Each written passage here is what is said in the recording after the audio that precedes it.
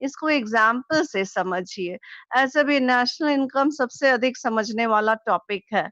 ये रटंत विद्या पे नहीं पढ़ा जा सकता है। और एक बार नेशनल इनकम के फंडामेंटल्स को हम अगर समझ जाते हैं, तो इससे आसान कोई टॉपिक नहीं है। दैट इज वाई इस क्लास में हम लोगों का फोकस रहेगा कि हम लोग अधिक से अधिक चीज को समझ पाएं। National income is monetary measurement मैंने कहा, और उसी के संदर्भ में हम एक्सप्लेन कर रहे थे कि जैसे क्लॉथ को मीटर्स में मापते हैं, मेजर करते हैं, ऑयल यानी कि लिक्विड को लीटर्स के रूप में मेजर करते हैं, तो उसी तरह से नेशनल इनकम को मॉनेटरी मनी के रूप में मेजर करते हैं। फॉर एग्जाम्पल, अगर प्राइमरी सेक्टर में मान लीजिए 10 क्विंटल व्हीट का प्रोडक्शन हुआ, दिस इज द क्वांटिटी। इसको हम लोग इसका माप कैसे निकालें कि what is the value of 10 quintal of wheat in primary sector, what is the value of 50 meters of cloth which have been produced in secondary sector। कैसे इसके माप को, वैल्यू को कैलकुलेट करें, तो हम लोग क्वांटिटी इनटू प्राइस करते हैं कि 50 meters of cloth and each one sold at 2 rupee meter, so 100 it comes, value is 100। तो इस तरह से क्वांटिटी इनटू प्राइस करके हम लोग नेशनल इनकम को कैलकुलेट करने का प्रयास करते हैं। National income is monetary measurement of all final goods and services. Goods and services which are final. इसको भी हम लोग डिस्कस करेंगे कि कुछ गुड्स होती हैं वो फाइनल गुड्स होती हैं, कुछ गुड्स होती हैं जो इंटरमीडिएट गुड्स होती हैं। इन दोनों में क्या भेद है, इन दोनों में क्या डिस्टिंक्शन है? देखिए, final goods are meant for direct consumption, अर्थात फाइनल गुड्स वह होती हैं जिनको हम लोग तुरंत उपभोग करते हैं, और intermediate goods are those which help in the making of final goods. Intermediate goods वैसे गुड्स होते हैं जो कि फाइनल गुड्स को बनाने में सहायता करते हैं। For example, you are making a cake, आप इस लॉकडाउन में घर में केक बना रहे हैं, तो केक बना रहे हैं ना, cake cake when it will be prepared, you will eat it and satisfy your hunger। तो केक फाइनल गुड हुआ यहाँ पर, परंतु the cake has not come out of sky. Cake बनाने के लिए आपने एफर्ट किया, चाहे मिल्क हो, मिल्क मेड हो, व्हीट फ्लावर हो, मैदा हो, ड्राई फ्रूट्स हो, शुगर हो, सबको आपने एक अच्छी तरह से उसका मिश्रण बनाया, और उसके बाद उसको आप ओवन में आप एक पर्टिकुलर टेम्परेचर पर उसको हीट किए, और तब केक बन के आया ना। So this milk made, this wheat flour, this sugar, this butter, ये सारी चीजें जब मिली, तब इन सब की सहायता से फाइनल गुड केक बन करके हमारे सामने आया। These things, milkmaid, sugar, what else? Dry fruits and wheat flour, they help to make the final commodity. So all these things, wheat flour, dry fruits, milkmaid, they are called intermediate goods। Intermediate goods वो होती हैं जो final good को बनाने में सहायता करती हैं। नेशनल इनकम में हम लोग वैल्यू ऑफ फाइनल गुड्स को ही केवल काउंट करते हैं, क्योंकि इंटरमीडिएट गुड्स का वैल्यू फाइनल गुड्स में शामिल होता है। बट इसको हम एक्सप्लेन करेंगे, इतने जल्दी इस तरह से नहीं, मतलब क्लियर होगा। Anyway, I repeat, national income is monetary measurement of final goods and services produced in an economy। एक अर्थव्यवस्था में जितनी वस्तु और सेवाएं, जितनी फाइनल वस्तु और सेवाओं का प्रोडक्शन होता है, उसकी मॉनेटरी मेजरमेंट नेशनल इनकम कहलाती है। And when it is calculated, कोई टाइम डायमेंशन भी तो होना चाहिए। In an accounting year, accounting year कौन सा वर्ष होता है?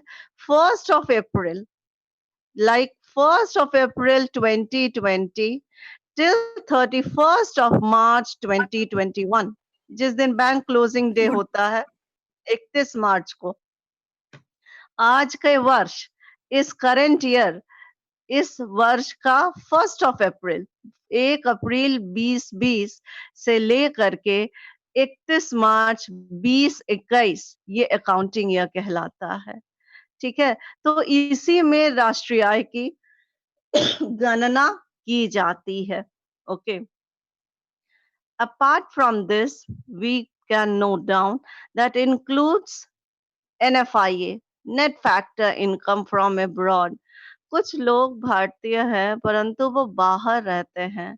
मतलब भारतीय इस सेंस में है कि यहाँ उन्होंने पढ़ाई लिखाई की परंतु दूसरे जगह पर, दूसरे स्थान पर, दूसरे राष्ट्र में रहते हैं, आई शुड रादर से।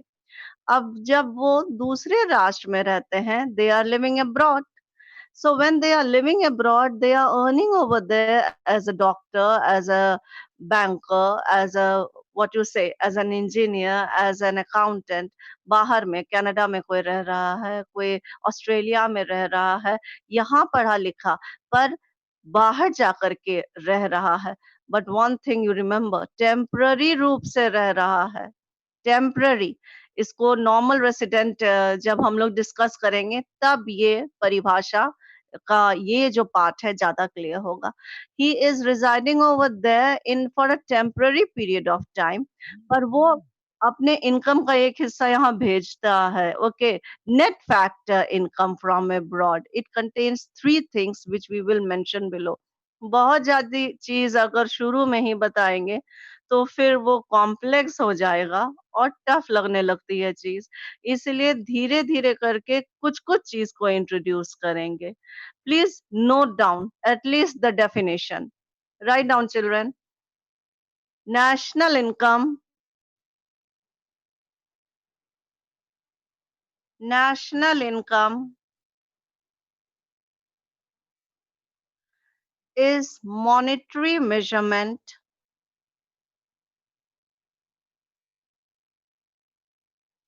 Monetary measurement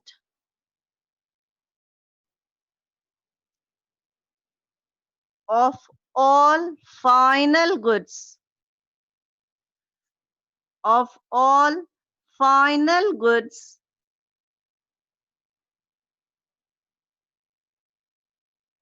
and services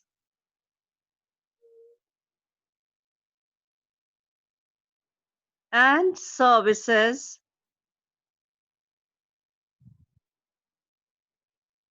produced in an economy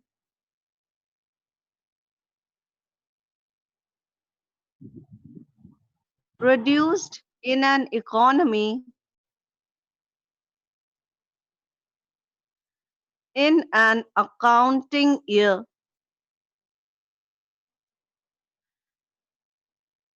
In a accounting year.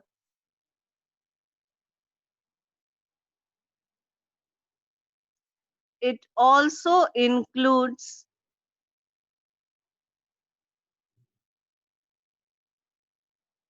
it also includes net factor income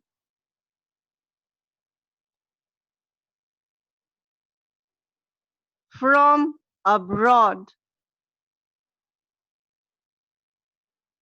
I repeat the sentence. अगर कुछ मिस कर गए हो तो लिख लीजिए.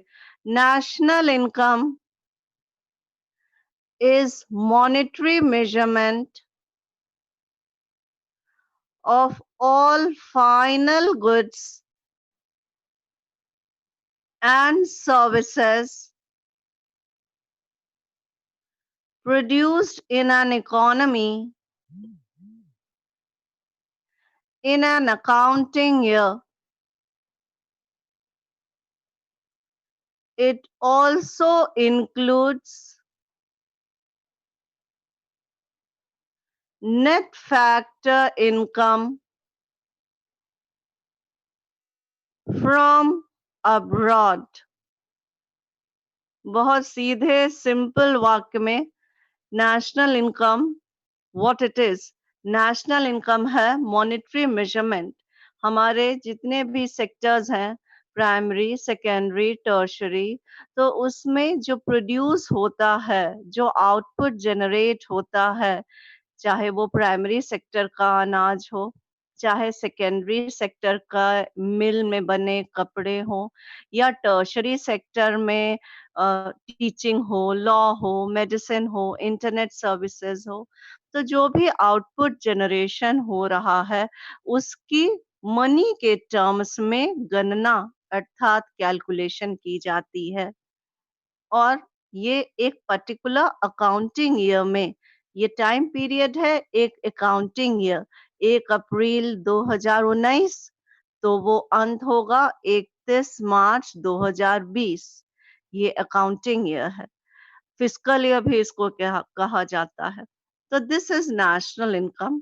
And last of all we must always add कि national income में जो लोग बाहर रहते हैं पर उनका फंड रेमिटेंस होता है, इंडिया में आता है, हम लोग अर्न करते हैं एक्चुअली, वो भी नेशनल इनकम का पार्ट होता है। जो इंडियंस जैसे बाहर रहते हैं, टेम्परेरी रूप से रिसाइड करते हैं और वहां से जो अर्निंग प्राप्त होता है हम लोगों को, that is also a part of national income. But one thing I will always say कि केवल इतना कहने से स्टूडेंट को नेशनल इनकम की पूरी जानकारी नहीं होती। तो इसलिए फर्स्ट ऑफ ऑल फंडामेंटल्स सारे पढ़ेंगे। एक के बाद एक सब फंडामेंटल को हम लोग डिस्कस करेंगे और फंडामेंटल अगर समझ में आ जाएगा, आई hope it will be understood by one and all, तब आप लोग खुद नेशनल इनकम आसानी से समझ लेंगे। So the first concept I discussed, you may note down also only the heading, concept of domestic territory। 6-7 fundamentals है जो नेशनल इनकम को समझने का बैकग्राउंड बनाता है। फर्स्ट हम टेकअप हम लोग कर रहे हैं domestic Concept of territory. Yes से प्लीज से first is the concept of domestic territory. So the question is domestic territory से हम लोग क्या समझते हैं। देखिए, नंबर वन तो डोमेस्टिक टेरिटरी से हम लोग समझते हैं territory lying with in political frontiers of a country. मतलब जितना हम लोग भारत की बात करें, हम अपने राष्ट्र की बात करें, तो हमारा जो पॉलिटिकल बाउंड्री है, जितने हमारे स्टेट्स हैं, जितने हमारे यूनियन टेरिटरी हैं, हिमालय से लेकर के कन्याकुमारी तक और इधर द्वारका से लेकर के आसाम, जो हमारे इतने सारे स्टेट्स हैं, यूनियन टेरिटरीज हैं, ये इंडिया की पॉलिटिकल बाउंड्री हुई। इसे कभी-कभी ज्योग्राफिकल बाउंड्री भी हम कह सकते हैं कि डोमेस्टिक टेरिटरी में जो सबसे पहली चीज शामिल होती है वो है political boundary of a country या कहिए geographical boundary of a country. But it also includes territorial waters. अब ये क्या होता है, देखिए टेरिटोरियल वाटर्स हम लोग ये जानते हैं कि भारत सब कॉन्टिनेंट है और भारत पेनिनसुला है। पेनिनसुला है यानी कि 3 तरफ से भारत पानी से घिरा हुआ है।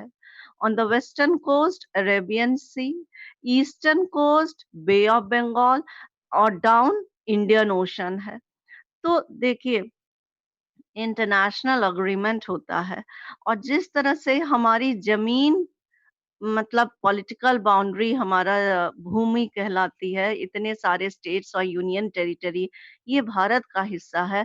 उसी तरह से पानी में, समुद्र में भी एक पर्टिकुलर नॉटिकल माइल्स वो भारत का हिस्सा कहलाएगा। आई रिपीट अगेन, अरेबियन सी हो, इंडियन ओशन हो, बे ऑफ बंगाल हो, थ्री वॉट मतलब वाटर रीजन है, ये पानी का रीजन है।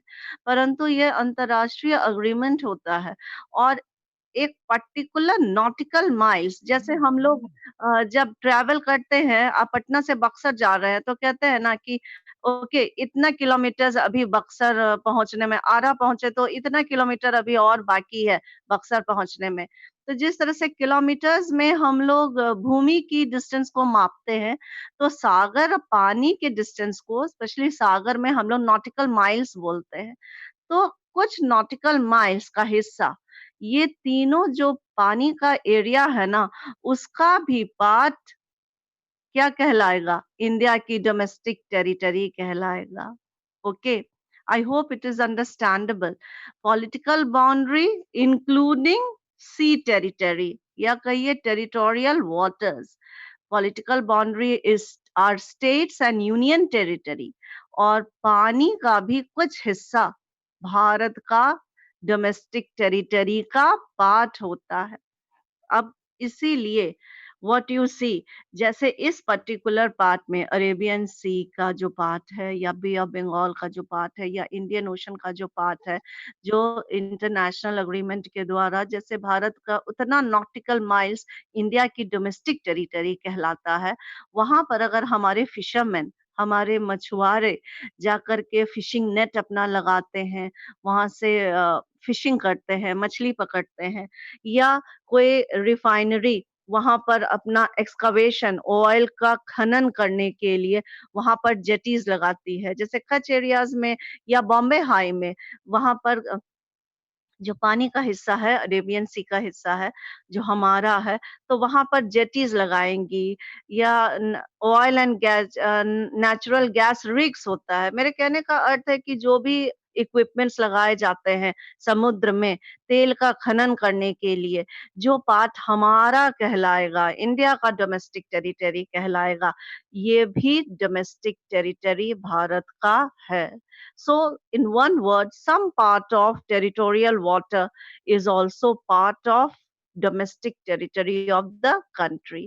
जमीन और पानी का भी हिस्सा भारत का डोमेस्टिक टेरिटरी का कहलाएगा। डोमेस्टिक टेरिटरी को इकोनॉमिक टेरिटरी भी कहते हैं। Next is what? Ships and aircrafts owned and operated by residents between two or more country। इसे एग्जाम्पल से समझाते हैं। मान लीजिए इंडियन शिप है, ठीक है, और इंडियन शिप है, ये वस्तुओं को लेकर के जा रही है भारत से, और ये अभी कहाँ ट्रैवल कर रही है पानी में? Between United kingdom and north America. North America और यूनाइटेड किंगडम के बीच में, नॉर्थ अटलांटिक ओशन के पास वो शिप है।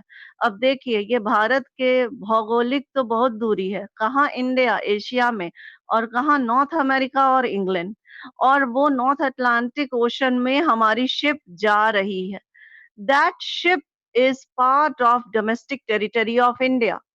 वो भले नॉर्थ अटलांटिक ओशन में हो, या पैसिफिक ओशन में हो, या जहां भी हो, परंतु वो ग्लोब के किसी भी कोने में है, but that particular ship is owned and operated by us, by residents of India, और इसलिए वो शिप डोमेस्टिक टेरिटरी का हिस्सा है, इंडिया के डोमेस्टिक टेरिटरी का पार्ट है। नेक्स्ट इसी तरह का एग्जांपल है, एयर इंडिया की फ्लाइट है। एयर इंडिया की फ्लाइट है, मान लीजिए ये आयरलैंड से के पास और फ्रांस के बीच में पैसेंजर, मतलब कि वो अपना फ्लाइट ऑपरेट कर रही है। अब फ्लाइट ऑपरेट कर रही है इंग्लैंड या आयरलैंड और जर्मनी या फ्रांस किसी के बीच में, वो अभी ट्रेवल कर रही है एयर में।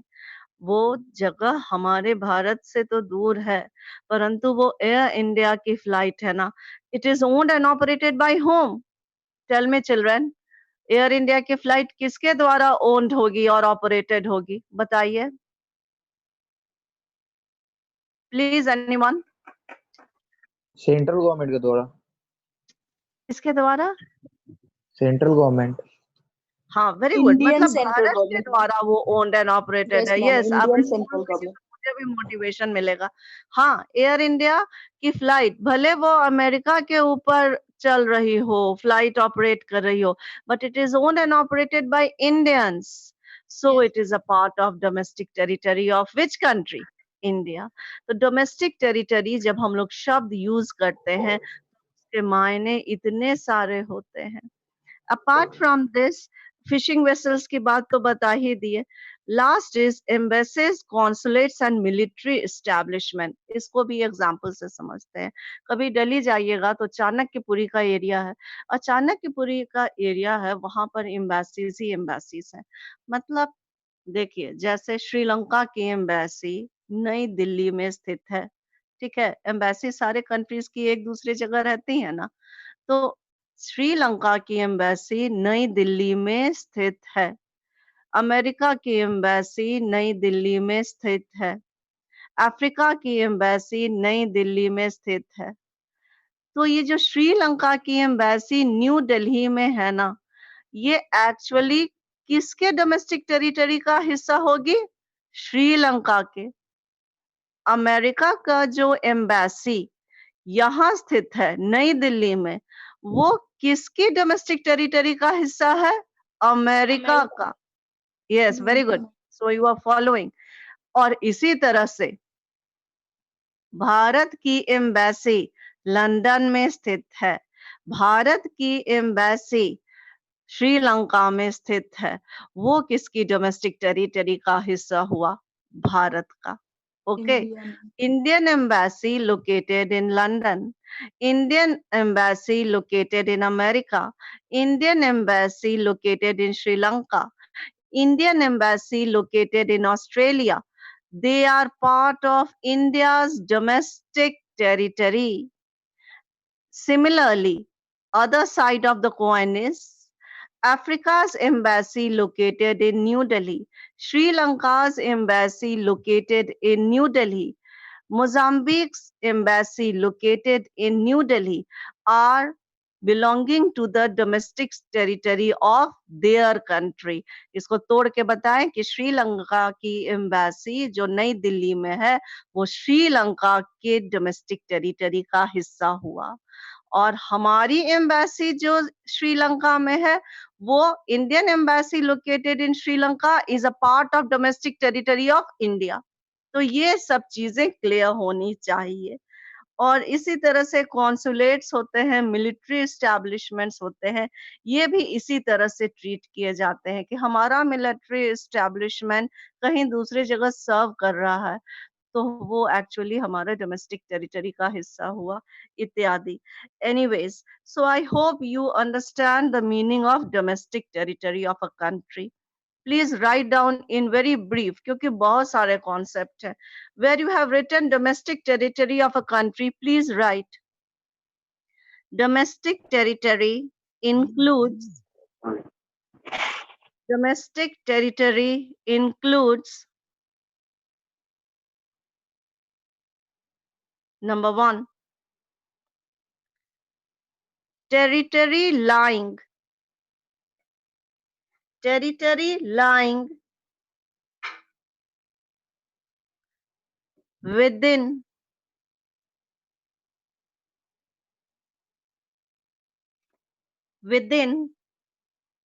the political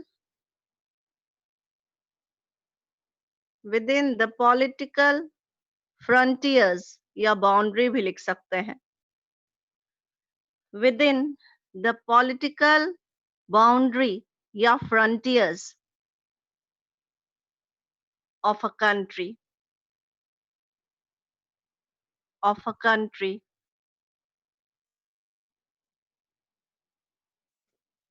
it includes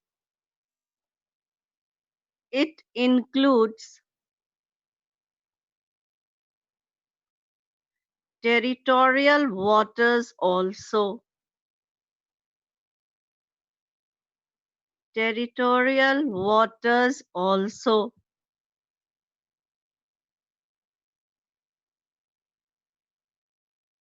Next, ships, जहाज, ships and aircrafts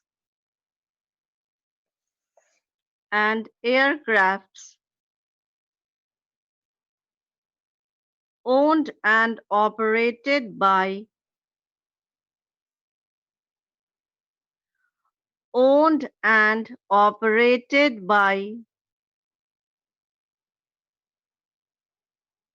the residents Sorry, ma'am. I repeat, child. Ships and aircraft Okay. owned and operated by the residents between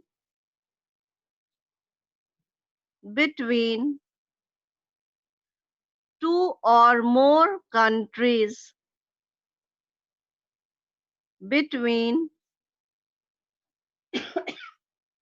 two or more countries.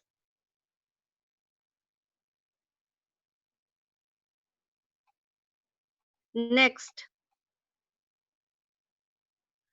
fishing vessels, मछली पकड़ने के लिए जो औजार होते हैं जैसे नेट वगैरह. Fishing vessels, oil,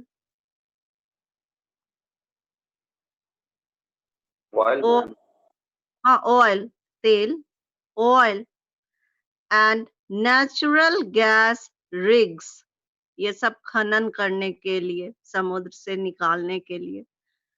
Natural gas rigs, RIGS.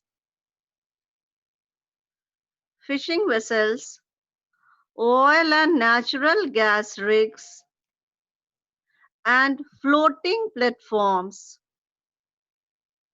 Floating platforms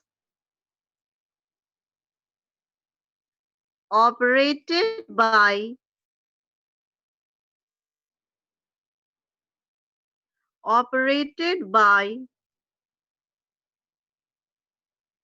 the residents of a country.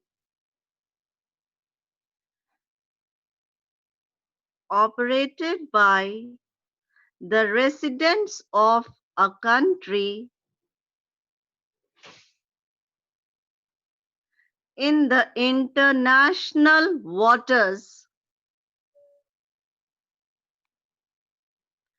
In the international waters.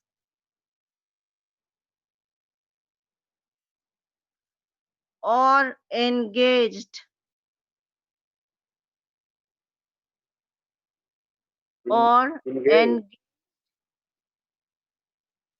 or engaged in extraction. Extract करना मतलब निकालना. Extraction in areas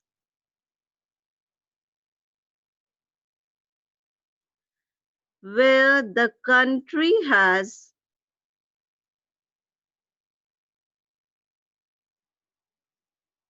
exclusive. Extraction Where the के बाद क्या country बोली? has, I repeat, where the country has exclusive, EXCLUSIVE, exclusive rights of operation. Exclusive rights of operation. ये sentence थोड़ा long था, so I am repeating this. Please see whether you have written it properly.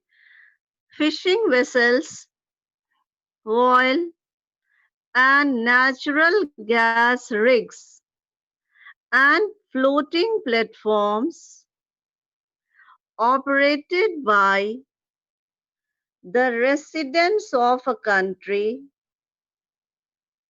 in the international waters or engaged in extraction in areas where the country has exclusive rights of operation. इसको थोड़ा फिर से समझा देते हैं. Fishing vessels यानी मछली पकड़ने के जितने सारे नेट इत्यादि होते हैं औजार.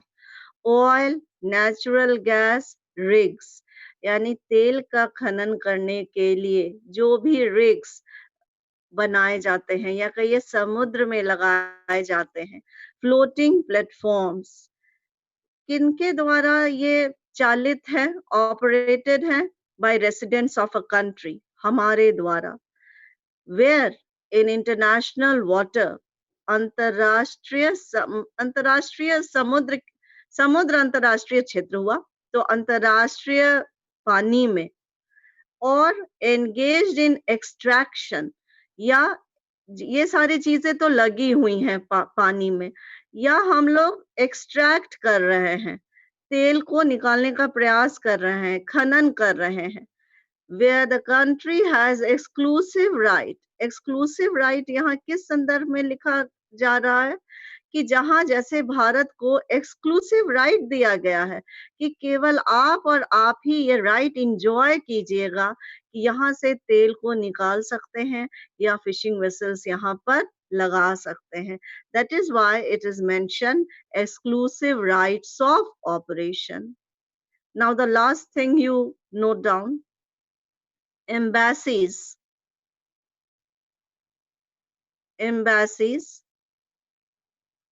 consulates,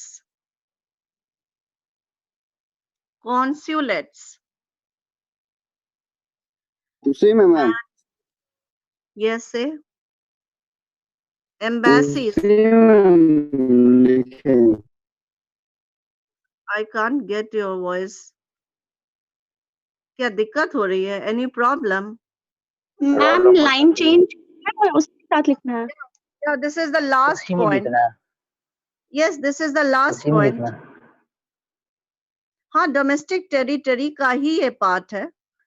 Last line you write, last sentence, or you rather say the last point is embassies,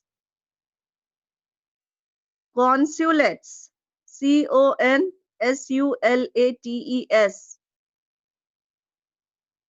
and military establishment,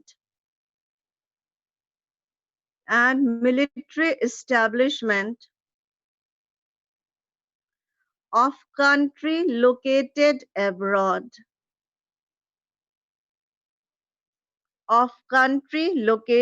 abroad, जो अभी हम लोग लास्ट में डिस्कस किए थे श्रीलंका और इंडिया का लेकर के। Listen one thing, I hope I am audible to you. मेरी आवाज आप लोगों तक ठीक से पहुंच रही है ना? जी ma'am. Yes, ma'am. Okay, thank you. Okay, enough of writing work. अब हम लोग फिर डिस्कस करें। अभी कुछ समय है हम लोगों के पास। देखिए, अब है कि टेरिटरी डोमेस्टिक तो हम लोग समझे, but there are few things which are not also included in territory. Domestic territory के कॉन्सेप्ट में कुछ ऐसी चीजें होती हैं जो शामिल नहीं की जाती हैं। अब वो कौन सी चीजें हैं? Territorial international organisations which are physically located within geographical boundary of a country। देखिए, इसको भी हम लोग समझें कि इसका अर्थ क्या हुआ। अब जैसे दिल्ली में आउटर रिंग रोड पर जैसे बहुत सारे आपको इंटरनेशनल ऑर्गेनाइजेशंस के ऑफिस मिलेंगे। वहाँ यूनिसेफ का है, और फिर और किसका है? आईएलओ का भी है। तो इंटरनेशनल लेबर ऑर्गेनाइजेशन का ऑफिस नई दिल्ली में स्थित है।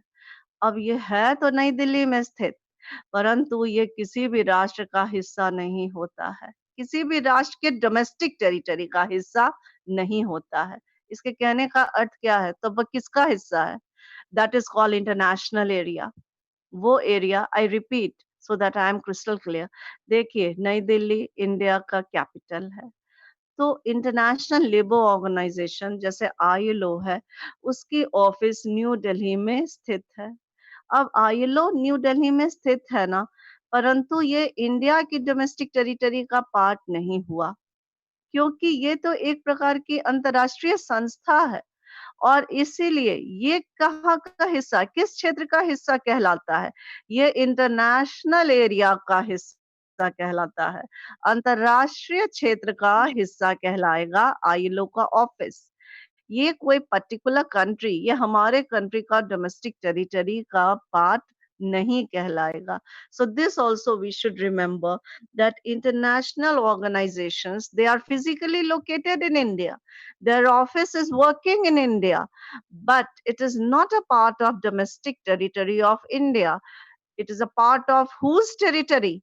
It is a part of international area. आपको कोई पूछेगा ये किसकी टेरिटरी का हिस्सा है, तो आप क्या आंसर करेंगे? ये इंटरनेशनल एरिया का हिस्सा है। ये किसी के कंट्री के डोमेस्टिक टेरिटरी का हिस्सा, पार्ट एंड पार्सल नहीं है। तो so ma'am listen in WHO भी मैम इंटरनेशनल का है मैम। क्या बोलिए? WHO हाँ, डब्ल्यूएचओ भी, हाँ वर्ल्ड हाँ हेल्थ वही। ऑर्गेनाइजेशन, उसकी भी ऑफिस लगभग बगल ही में है। मुझे लगता है यूनिसेफ वगैरह के भी ऑफिसेज है। वो उस एरिया में इंटरनेशनल ऑफिसेज ही अधिकतर लोकेटेड हैं और इसीलिए वो एरिया इंटरनेशनल एरिया कहलाएगा। वो भारत की डोमेस्टिक टेरिटरी का हिस्सा नहीं कहलाता है। So this you please remember. अच्छा, I hope it is clear to you. In this class we have made this progress only. अब आगे क्या पढ़ेंगे उसको हम लोग डिस्कस करते हैं। थोड़ा तो अभी भी 3 मिनट्स है। I will discuss gross and net, क्योंकि ये आसान है, तुरंत हो जाएगा। देखिए, gross and net, what is the difference between the concept of gross and net, इसको हम लोग समझते हैं। देखिए, यू आर अ बिजनेसमैन, आप फैक्ट्री चला रहे हैं, इंडस्ट्री है आपकी, आपके पास बहुत सारी मशीनें हैं और ये मशीनें ना समय के साथ ये इनके क्वालिटी में अंतर आना ही है। इंसान की क्वालिटी में वक्त के साथ अंतर आ जाता है, उसकी एफिशिएंसी, उसका हेल्थ बदलता है।